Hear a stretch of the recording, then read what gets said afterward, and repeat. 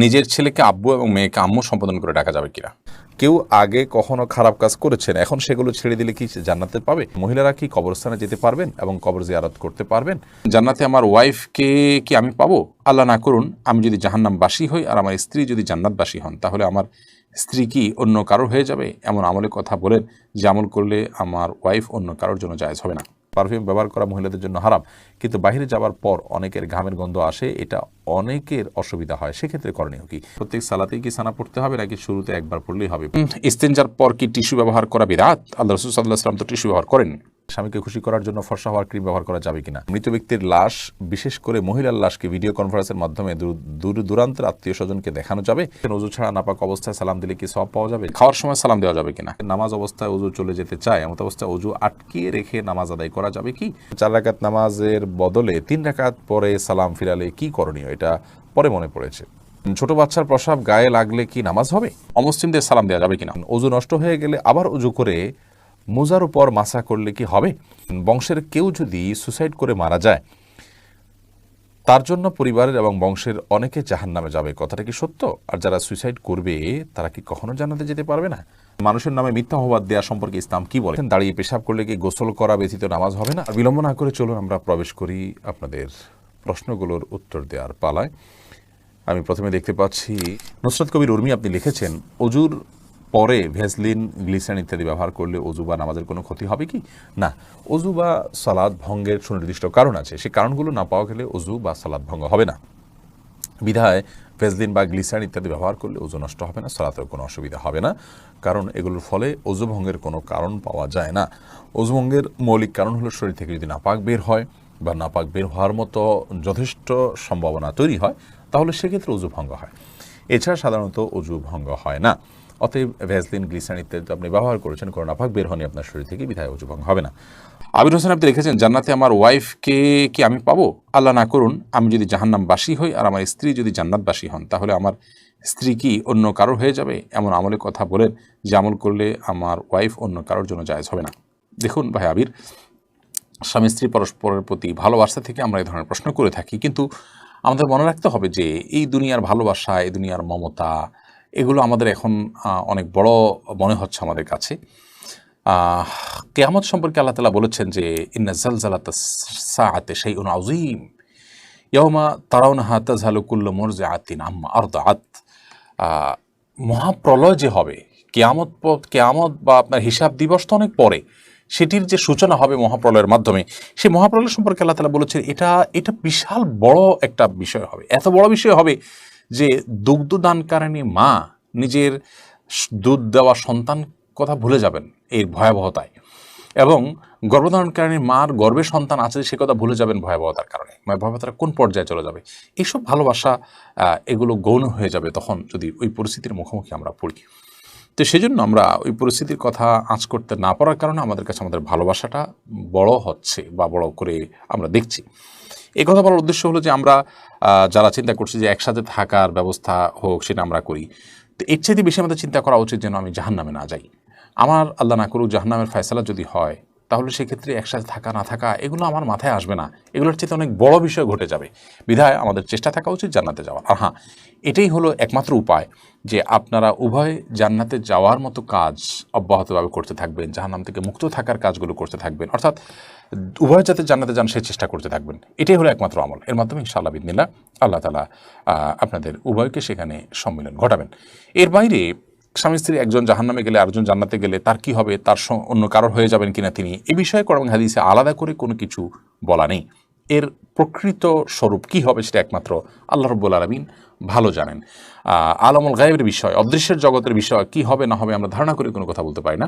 তবে আল্লাহ রাব্বুল আলামিন যা ফয়সালা করবেন সেটাই হবে, এবং আমি যদি আল্লাহকে সন্তুষ্ট করে দুনিয়া থেকে যেতে চাই তো আমার চাওয়ার বাইরে কিছু হবে না ইনশাআল্লাহ তাআলা। ছোট বাচ্চার প্রসাব গায়ে লাগলে কি নামাজ হবে? ছোট বাচ্চার, ছোট শিশুর যে পেশাব, সেটাও কিন্তু বড়দের পেশাবের মতো নাপাক। অতএব সেটা যদি গায়ে বা কাপড়ে লাগে, যে জায়গায় লাগে সেটাকে ধুইতে হবে। পার্থক্য এতটুকু, যদি দুগ্ধপোষ্য ছেলে শিশু হয় তাহলে তার পেশাবের ছিটা যেহেতু অনেক বেশি ছড়ায় না কন্যা শিশুর তুলনায়, এজন্য তার পেশাবের উপর পানি ছিটা দিলে সেটা যথেষ্ট হয়ে যাবে। আর কন্যা শিশু যদি হয়, সেটা যেহেতু তার পেশাব যেহেতু একটু ছড়ানোর আশঙ্কা বেশি থাকে, এবং আরও নানা কারণে অনেক কারণ এবং রহস্য আছে যেগুলো আমরা জানি না, তো সেগুলোর ভিত্তিতে কন্যা শিশু হলে, সে দুগ্ধপোষ্য হলেও যে জায়গায় লাগবে তার পেশাব, সেই জায়গাটা কাপড়ের জাস্ট ওই অংশটুকু ধুয়ে নিলে পাক হয়ে যাবে। খোলাসা কথা হলো যে ছোট বাচ্চাদের পেশাব যদি কাপড়ে লাগে কিংবা শরীরে লাগে, সেটা নাপাক হবে, সেটাকে পাক করার চেষ্টা করতে হবে বড়দের পেশাব থেকে যেভাবে পাক করার চেষ্টা করা হয়। তবে হ্যাঁ, দুগ্ধপোষ্য যে দুধের উপরেই টিকে থাকে এরকম ছোট ছেলে শিশু হলে সেক্ষেত্রে পাকের পদ্ধতির ক্ষেত্রে কিছুটা শিথিলতা আছে, পানির ছিটা দিলে পাক হবে। তবে সেক্ষেত্রে ধুয়ে ফেলাটাই হলো সংশয় মুক্ত। বিশেষ করে আপনার অনেক সময় খুঁতখুঁতে স্বভাব থাকে অনেকের মধ্যে সন্দেহ থাকে, মনের প্রশান্তির জন্য পুরোটা ধুয়ে ফেললে সেটা অবশ্যই উত্তম এবং ভালো, কারণ পেশাব থেকে পরিচ্ছন্ন থাকা নির্দেশনা হাদিসে রয়েছে। সুলতানা রাজিয়া আপনি লিখেছেন, মহিলারা কি কবরস্থানে যেতে পারবেন এবং কবর জিয়ারত করতে পারবেন? মহিলারা কবরস্থানে যেতে পারবেন কি পারবেন না, এ বিষয়ে ফোকাহে একরামের মধ্যে একাধিক মত রয়েছে। অনেক ফোকাহে একরাম তথা জমহুর, বেশিরভাগ ফোকাহে একরামের মতে মেয়েরা কবরস্থানে যাবেন না, শুধু পুরুষরা কবরস্থানে যাবেন। জমহুর ফোকাহে একরামের দলিল হলো নবী করিম সাল্লাল্লাহু সাল্লামের সে হাদিস, যে হাদিসে বর্ণিত হয়েছে যে আন্না রাসূলুল্লাহ সাল্লাল্লাহু সাল্লাম লানা জাওয়ারাতুল কুবুর, ওই সমস্ত মেয়েদের প্রতি আল্লাহ তাআলা লানত বর্ষিত হয়, তারা কবর জিয়ারত করতেই থাকে। তিরমিজিতে হাদিসটি বর্ণিত হয়েছে। তো এই হাদিসের আলোকে মহিলাদেরকে কবর জিয়ারত করাটা ব্যাপারে জমহুর বা সংখ্যাগরিষ্ঠ ফোকাহে একরাম নিরুৎসাহিত করেছেন এবং মাকরুহ বলেছেন।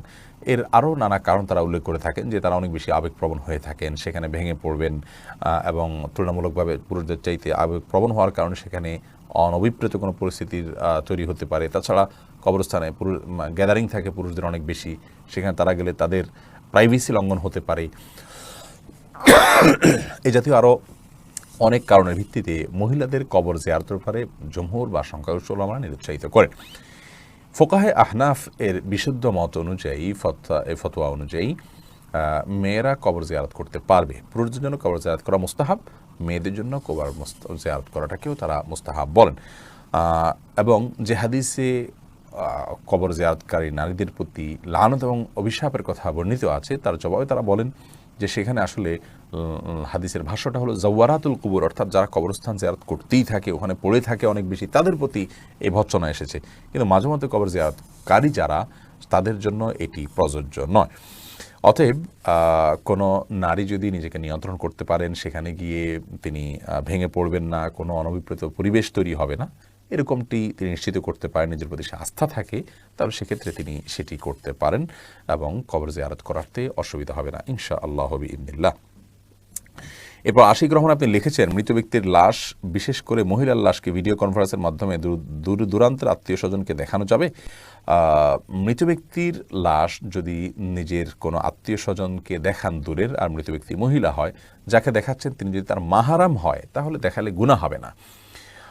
তবে সেটাকে ভিডিও করে রাখা, ছবি তুলে রাখা অবশ্যই অনুচিত কাজ, কারণ মৃত্যুর পর মানুষের আকৃতিতে অনেক সময় পরিবর্তন হয়, কিছুটা বিকৃতি ঘটে থাকে। এগুলোকে ধারণ করা, রাখা বা বিভিন্ন জায়গায় প্রচার করানোর সময় মৃত ব্যক্তির জন্য অপমানের হয়, যেটা তিনি জীবদ্দশায় হয়তো পছন্দ করতেন না, যে তার বিকৃত কোনো রূপকে কেউ প্রচার করুক। সেজন্য রেকর্ড করে রাখা অনুচিত। তবে লাইভে যদি দেখানো হয় তার কোনো মাহরামকে, যাতে পর্দার কোনো বিধান লঙ্ঘন না হয়, তাহলে সেক্ষেত্রে কোনো হারাম কিছু হবে না বলে আশা করি। তবে মনে রাখতে হবে, খুব দ্রুততার সাথে আপনার দাফন কাফনের ব্যবস্থা করা, এই সমস্ত লাইভ কনফারেন্স এগুলো করতে যেন খুব বেশি বিলম্ব না করা হয়, সে বিষয়টি অনেক গুরুত্বপূর্ণ। কারণ আসরি আবিল জানাজা হাদিসে আসছে, জানাজা খুব দ্রুততার সাথে তোমরা দাও। এমনি মানিক ইসলাম লিখেছেন, মানুষের নামে মিথ্যা অপবাদ দেওয়া সম্পর্কে ইসলাম কি বলে? এটা অত্যন্ত জঘন্য অপরাধ। বিশেষ করে চারিত্রিক বিষয়ে যদি মিথ্যা অপবাদ দেওয়া হয়, তাহলে তো তার জন্য বেত্রাঘাতের শাস্তি পর্যন্ত ইসলাম রেখেছে। বিধায় কারোর নামে মিথ্যা অপবাদ দেওয়া এটা অত্যন্ত জঘন্য বিষয়, এবং বান্দার হকের ভিতরে অত্যন্ত বড় ধরনের একটি হক, যে মানুষ সম্পর্কে মিথ্যা অপবাদ না দেয়া।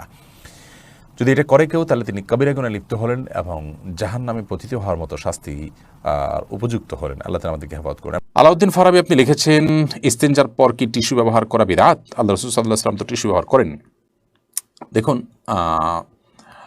আপনি স্টুল পাসের পর, পায়খানা করার পর, আপনার ইস্তেঞ্জা করার পর কোনো কিছু দিয়ে পরিচ্ছন্ন হলেন, সেটা কোনো পাথরের টুকরা হতে পারে, কোনো মাটির টুকরো হতে পারে, বা অন্য কিছু দিয়ে আপনি করলেন, সম্মানজনক কোনো কিছু দিয়ে করলেন না, জাস্ট সাধারণ কোনো যে এটার জন্যই উপযোগী কোনো কিছু দিয়ে আপনি পরিষ্কার করলেন, এরপর আপনি পানি ব্যবহার করলেন, এটা হাদিস দ্বারা প্রমাণিত।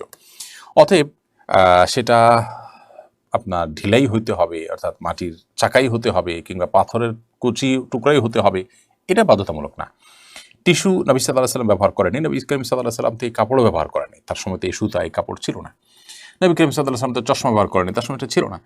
দুনিয়াবী বিষয় মূলগতভাবে যেটা কোনো ইবাদত না। আমি এই টিস্যুটা ব্যবহার করছি, টিস্যুটা ব্যবহার করলে সওয়াব বেশি হবে, ইট বা পাথর ব্যবহার করলে সওয়াবটা কম হবে, মাটির চাকা ব্যবহার করলে সওয়াবটা কম হবে, এরকম তো না। অর্থাৎ এটার সাথে সওয়াবের সম্পর্ক নাই, এটা নিছক একটা মাধ্যম পরিবর্তন হতে পারে। নবী সাল্লাল্লাহু আলাইহি ওয়াসাল্লাম তো এই কলম দিয়ে লেখেন নাই, আমরা তো এই কলম দিয়ে লিখছি। তিনি যে কনফিডেন্স সাথে এরকম না, তাহলে আমারটা কি বেদাত হবে? না, এটা বেদাত হবে। বেদাত হলো গায়রে দিরা দি সমর্দন বেদাত, যেটা দিন নয় সেটাকে দিন মনে করা বেদাত। টিস্যু ব্যবহার করাটা দিন, ওই মাটির চাকা ব্যবহার করাটা দিন নয়, এরকম যদি মনে করা হয় তাহলে সে বেদাত হবে। আমি টিস্যু একটা মাধ্যম হিসেবে ব্যবহার করছি, অন্য কোনো মাধ্যম থাকলে অন্য কোনটা দিয়ে করতে পারতাম, এটা ইবাদত হিসাবে করছি না। পরিচ্ছন্ন করাটা উদ্দেশ্য, কি দিয়ে করছে এটা উদ্দেশ্য না, তাহলে সেক্ষেত্রে সেটা বেদাত হয় না, বিধায় এটা বেদাতে পরিগণিত হবে না। লুনা পারভিন ঝর্ণা আপনি লিখেছেন, অমুসলিমদের সালাম দেওয়া যাবে কিনা? অমুসলিমদের সাথে সামাজিক সৌহার্দ্যমূলক সম্পর্ক বজায় রাখার চেষ্টা করতে হবে, এবং সেজন্য তাদেরকে অভিবাদন দিবেন, অভিবাদন গ্রহণ করবেন, সেটা ঠিক আছে। কিন্তু সালাম দেওয়ার যে ব্যাপারটা আছে সেটা হলো যে অমুসলিমদেরকে অমুসলিমরা যদি আপনাকে সালাম দেন তাহলে সেটা আপনি ওয়ালাইকুম বলে জবাব দিবেন।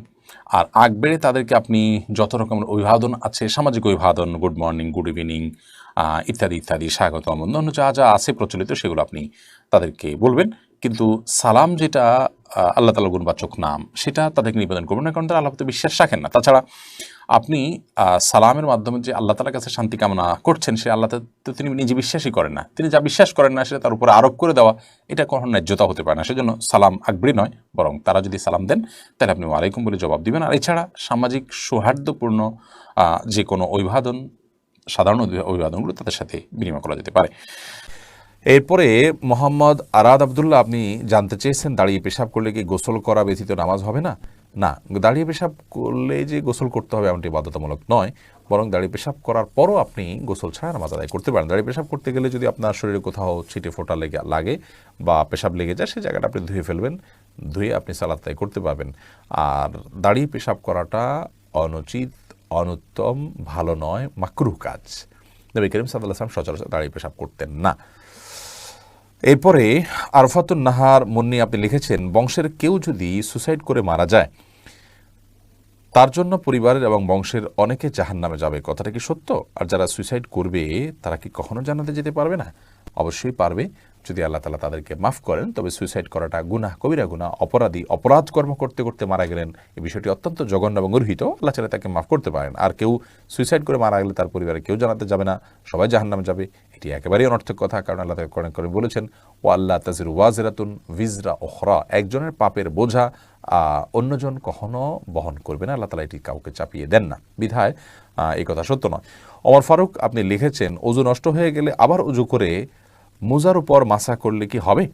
অজু যদি নষ্ট হয়ে যায়, নতুন করে অজু করেছেন, পরিপূর্ণ অজু করেছেন, সে অজুতে পাও ধুয়েছেন, এরপরে আপনি যদি মোজা পরেন, সে মোজার উপরে আপনার বাসাবাড়ি থাকলে 24 ঘন্টা পর্যন্ত যতবার অজু করবেন, আর মোজা না খুলে পাও ধোয়ার পরিবর্তে মোজার উপরে এভাবে ভেজা হাত টেনে দিয়ে মাসা করলে চলবে। শর্ত হলো মোজা চামড়ার হতে হবে, অথবা এমন কাপড়ের মোজা হতে হবে যেটা অত্যন্ত শক্ত, অত্যন্ত মজবুত। এমন না হয় যে মাসা করলেন আর ভিতরে ভিজে গেল, কিংবা মোজা পরলেন তো আপনার চামড়া দেখা গেল এত পাতলা বা খুব বেশি ঠুনকো। বরং খুব মজবুত ধরনের কাপড়ের মোজা যদি হয়, যেটা পরে দীর্ঘ পথ হেঁটে যাওয়া যায়, এরকম মোজার উপরে মাসা করা জায়েজ হবে। এস এ হাবিব, আপনার প্রশ্নটি আপনি লিখেছেন, নিজের ছেলেকে আব্বু এবং মেয়েকে আম্মু সম্বোধন করে ডাকা যাবে কিনা? স্নেহের জায়গা থেকে বা মমতা করে তাদেরকে আব্বু বা আম্মু ডাকতে কোনো অসুবিধা নেই। এটা রূপকার্থে আব্বু আম্মু ডাকা হয়। আব্বু আম্মু ডাকার মানে এই না যে আমার কাগজে কলমে জন্মদাতা পিতা বা মাতা হিসেবে তাদেরকে ঘোষণা দিলাম, এরকম তো আর কেউ করে না। অতএব স্নেহের বসে তাদেরকে আব্বু কিংবা আম্মু ডাকাতে কোনো সমস্যা নেই। সুমন আহমেদ আপনি লিখেছেন, 4 রাকাত নামাজের বদলে 3 রাকাত পরে সালাম ফিরালে কি করণীয়? এটা পরে মনে পড়েছে। ফরজ নামাজ যদি 4 রাকাত যায়, 3 রাকাত সালাম ফিরে ফেলেন, তৎক্ষণাৎ মনে পড়লে তো আরেক রাকাত পড়ে শেষে তাসাহুদের নামাজ হয়ে যাবে, কিন্তু আপনি উঠে চলে গেছেন, অন্য কাজ টাজ করছেন, তারপরে মনে পড়েছে, তাহলে আবার আপনাকে সে সালাত আদায় করতে হবে। এরপরে আব্দুল মা এই আইডি থেকে আপনি লিখেছেন, মাথার চুল কি কালার করা সম্পর্কে ইসলামের শরীয়ত কি বলে? মাথার চুল কালার করতে পারেন, বিশেষ করে সাদা যখন হয়ে যায় তখন নবী করিম সাল্লাল্লাহু আলাইহি ওয়াসাল্লাম এর হাদিস অনুযায়ী এটাকে কালার করাটাই হলো উচিত এবং সুন্নাহ।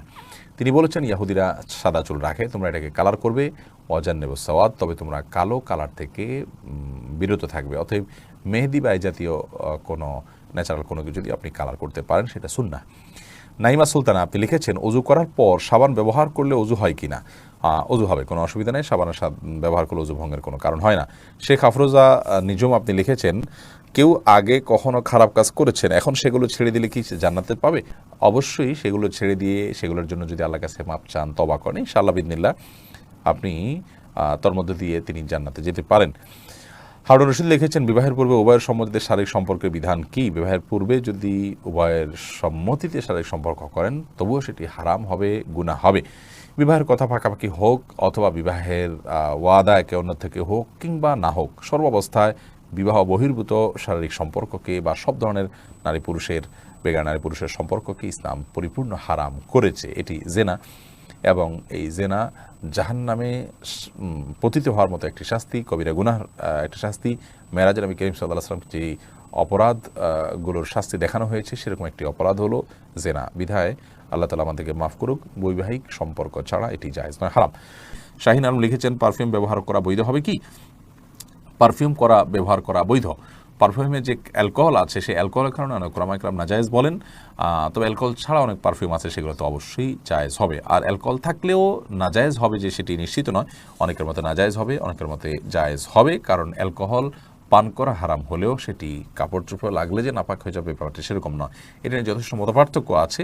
সবচেয়ে ভালো হয় অ্যালকোহল ছাড়া অনেক পারফিউম বাইরে হচ্ছে সেগুলো ব্যবহার করা, কিংবা আপনার আতর ব্যবহার করা। আমি ব্যক্তিগতভাবে অ্যালকোহল সহ পারফিউম ব্যবহার করাটাকে জায়েজ মনে করি।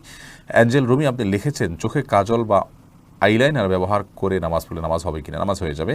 এমনি সাকিব মাতব্বর লিখেছেন, নামাজ অবস্থায় অজু চলে যেতে চায়, এমত অবস্থায় অজু আটকিয়ে রেখে নামাজ আদায় করা যাবে কি? অবশ্যই আটকে রেখে আদায় করা যাবে, তবে স্বাভাবিক অবস্থায় অজু আটকিয়ে রেখে তারপরে ওই অজু দিয়ে নামাজ পড়া উচিত নয়। তবে নামাজের মধ্যে যদি আপনার অজু ভাঙার বা পেশাব পায়খানার বেগ হয়, তাহলে বা বায়ু নির্গত হওয়ার বেগ হয়, তাহলে সেটাকে আটকে রেখে সালাত কমপ্লিট করা যেতে পারে, যেহেতু সালাত কমপ্লিট করা আল্লাহর কর্তৃক নির্দেশিত। লাতুতুল্লাহ আমারকুম আল্লাহ বলেছেন। বাশিরা খাতুন লিখেছেন, প্রত্যেক সালাতেই কি সানা পড়তে হবে নাকি শুরুতে একবার পড়লেই হবে? প্রত্যেক রাকাতে নয়, প্রত্যেক সালাতের শুরুতে প্রথম রাকাতে আপনি সানা পড়বেন। দোয়া ইস্তেফতা বলা হয় এটাকে, সালাত শুরুর দোয়া। আয়েশা আক্তার দারুদ্দোলান আপনি লিখেছেন, পারফিউম ব্যবহার করা মহিলাদের জন্য হারাম, কিন্তু বাইরে যাওয়ার পর অনেকের ঘামের গন্ধ আসে, এটা অনেকের অসুবিধা হয়, সেক্ষেত্রে করণীয় কি? তাহলে সেক্ষেত্রে ঘামের গন্ধ যাতে না আসে সেই পরিমাণ হালকা, যেটা দূরের অন্য কোনো মানুষের নাক পর্যন্ত যায় না, জাস্ট দুর্গন্ধ দূর করতে পারে, এইটুকু আপনি ব্যবহার করবেন। দিলেরিয়া আরিফ আপনি লিখেছেন, স্বামী যদি স্ত্রীকে লক্ষ্মী বলে ডাকে এতে কি গুনাহ হবে? না, এতে গুনাহ হবে না। তবে লক্ষ্মী এটা হিন্দুদের দেবতার নাম হওয়ার কারণে এইভাবে এটাতে না ডেকে এটা বোঝায় এরকম অন্য কোনো কিছুতে ডাকা ভালো। তাছাড়া কারোর প্রতি ভালো লক্ষণ আছে এসবগুলোর ভিত্তিতে অনেক সময় লক্ষ্মী বলা হয়। তো এই সমস্ত দৃষ্টিকোণ থেকে লক্ষ্মী বলা জায়েজ নয়। এমনিতেই আপনার আদর করে কেউ লক্ষ্মী বলে ফেললো, ওইরকম কোনো দৃষ্টিভঙ্গি তার নাই বা মাথায়ও তার সেটি নাই, তাহলে সেক্ষেত্রে তিনি গুনাহগার হবেন, ব্যাপারটি সেরকম নয়। তবে যে শব্দের ব্যবহার ভিন্নধর্মী মানুষরা বিভিন্ন বিশ্বাস থেকে করে থাকে, সেটার বিকল্প শব্দ থাকলে আমরা সেটি ব্যবহার করা অবশ্যই ভালো। ইসরাজান আপনি লিখেছেন, স্বামীকে খুশি করার জন্য ফর্সা হওয়ার ক্রিম ব্যবহার করা যাবে কিনা? ফর্সা হওয়ার ক্রিম সম্পর্কে আগে আমরা বলেছি, এটা থেকে আদতেই কি পরিপূর্ণ মানুষের রং চেঞ্জ হয়ে যায় কিনা? যদি পূর্ণ রং চেঞ্জ হয়ে মানুষের আকৃতি পরিবর্তন হয়ে যায় তাহলে সেটা তো জায়েজ নয়। আর হালকা একটু ফর্সা দেখায় এরকম যদি হয় তাহলে সেটি করা যেতে পারে। আব্দুল্লাহ মামুন আপনি লিখেছেন, কেউ হারাম টাকা দিয়ে ঘর তৈরি করলে সেই ঘর থেকে যে ভাড়া আসে এটাকে হারাম হবে? হারাম টাকা দিয়ে যদি ঘর তৈরি করেন, টাকাটার মালিক যদি আরেকজন হয় তাহলে তার ভাড়াটাও তো অবশ্যই হারাম হবে, জায়েজ হবে না। হোসেন স্বপন আপনি লিখেছেন ওযু ছাড়া নাপাক অবস্থায় সালাম দিলে কি সওয়াব পাওয়া যাবে? যাবে, কোনো অসুবিধা নেই, নাপাক অবস্থায় সালাম দেওয়া যায়। এমনি শামসুল ইসলাম তুহিন লিখেছেন আমি কিছু টাকা রাস্তায় পেয়েছি, আমি চেষ্টা করা সত্ত্বেও মালিক খুঁজে পাইনি, এখন আমি টাকাটা কী করব? কোনো গরিবকে দান করে দিবেন? নিজে গরিব হলে আপনি খেতে পারেন, তবে মালিক খুঁজে পাওয়ার জন্য আপ্রাণ চেষ্টা আপনার করতে হবে। যদি টাকাটা উল্লেখযোগ্য হয়, আর যদি অনেক অল্প স্বল্প হয়, তাহলে এটার জন্য খুব বেশি আপ্রাণ চেষ্টা না করে আপনি গরিব দুঃখীকে দান করে দিতে পারেন। মারিয়াম মেমো আপনি লিখেছেন স্বামীর জন্য বা নিজের জন্য মুখে কৃত্রিম তিল বসানো যাবে কি? পরপুরুষ না দেখলেও কি গুনাহ হবে? আল্লাহ সৃষ্টিতে পরিবর্তন করা যায় না, লা তাবদীল লিখালকিল্লাহ। এই জন্য এই ধরনের তিল, কৃত্রিম তিল স্থাপন, এটা নিজের রূপকে অনেকটা পরিবর্তন করার শামিল, সেই জন্য এটি জায়েজ হবে না। সবজল হোসেন এই আইডি থেকে আপনি লিখেছেন সহবাসের সময় শরীরে যে কাপড় থাকে সেটা পরে নামাজ হবে কিনা? যদি সেখানে কোনো নাপাক না লাগে ওইটা পরে নামাজ হবে। যদি আপনি এটাকে আলতোভাবে এমনভাবে রাখেন যে সেখানে কোনো নাপাক লাগলো না, তাতে কোনো অসুবিধা নেই, নামাজ হয়ে যাবে। সোহানুর রহমান শিহাব আপনি লিখেছেন খাওয়ার সময় সালাম দেওয়া যাবে কিনা? খাওয়ার সময় সালাম দেওয়া নেওয়াতে মৌলিকভাবে কোনো অসুবিধা নেই, যদি ডিস্টার্ব ফিল না করেন যাকে সালাম দিয়েছেন তিনি, তাহলে সেক্ষেত্রে খাওয়ার ফাঁকে ফাঁকে আমরা কথা বললে সেটা যেরকম নাজায়েজ নয়, ঠিক সালাম আদান প্রদান করলেও সেটা নাজায়েজ নয়। আমরা অনেকে মনে করি খাওয়া আর ইবাদত করা সমান, খাওয়া আর নামাজ পড়া সমান, এরকম অনেক মুখরোচক কথা বা অনেক বলি আমরা শুনতে পাই, এগুলোর কোনো ভিত্তি নেই।